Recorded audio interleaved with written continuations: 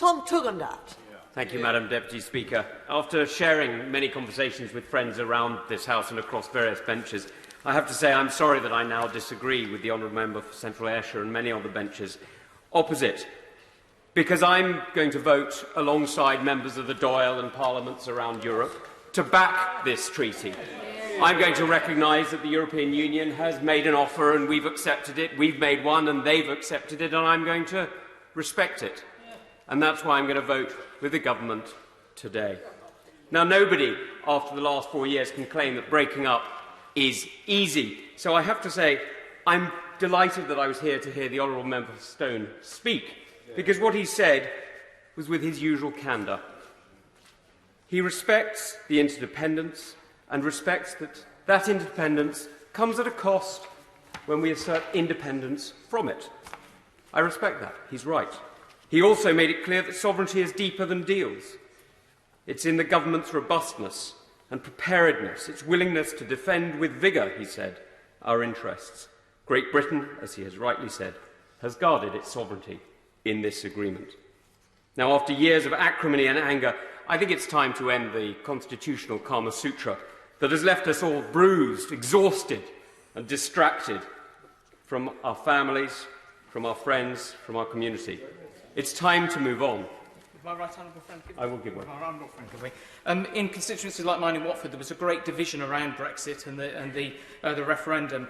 Would you agree that when the division bell rings today and the deal goes through, it's a time to heal those divisions and move forward as a country together and as one union?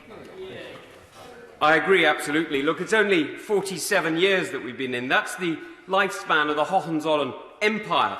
We're leaving the EU just as Germany left that, and we will find a new way of working together. This deal is but the first step on that journey. It is just the concordat that bridges the channel and looks for future cooperation. Many areas are overlooked. Many people have mentioned them, and I know we'll build into them.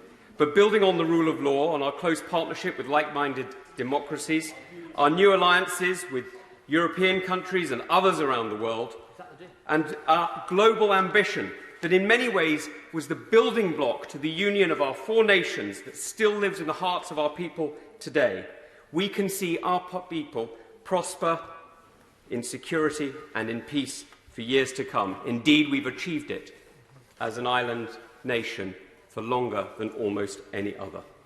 The history of that stability is one reason why the Foreign Affairs Committee has heard from voices like the King of Jordan and the former President of Liberia, from Nobel Peace Prize winners and former foreign ministers, and from business leaders and diplomats, that British leadership has been missed for too long.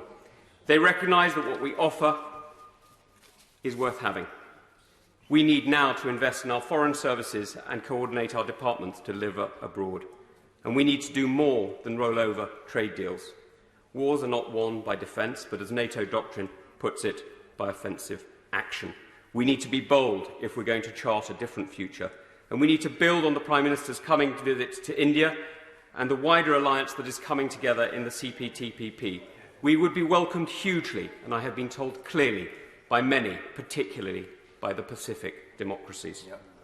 We have a chance to renew international cooperation and commit ourselves to the environmental revolution that is so essential as we chair the G7 and COP26. And this government has the chance to set the agenda that the world needs to protect democracy at a time of autocracy and to defend the rule of law.